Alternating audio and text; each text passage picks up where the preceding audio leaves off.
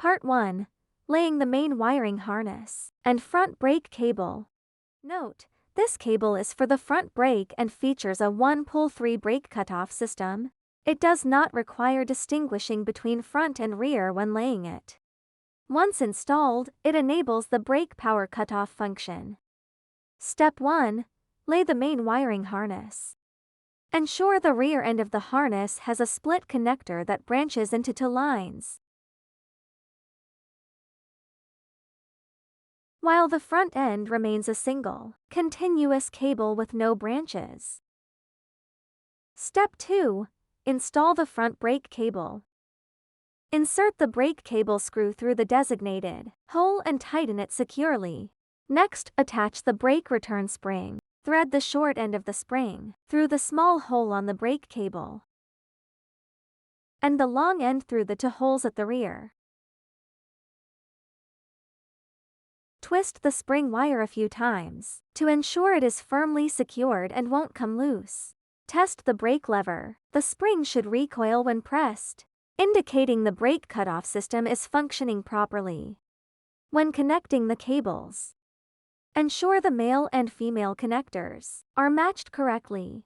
A foolproof design prevents incorrect connections. That's how the connection is successfully made. Okay. Let's moving to the opposite side of the tricycle. Take a large spring first. Insert the short end through the front hole and the long end through the rear hole. Slightly bend the spring to achieve the correct angle, not too tight or too loose. Then install the front brake hook. Unscrew the bolt from the brake hook and keep it in place. Attach the hook by threading it through the mounting hole and re-tighten the bolt.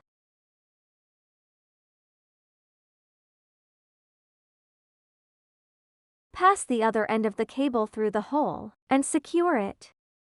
Insert the brake cable through the hole. Tighten the screw and hook the front end hole onto the brake hook. Place a washer and secure it with steel wire, twisting it tight.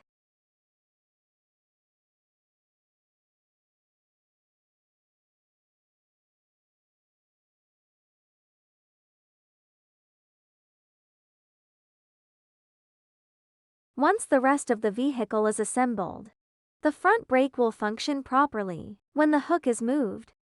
Make sure the brake hook is aligned parallel to the body of the vehicle. Finally, screw on the protective cap at the end of the brake hook to complete this step.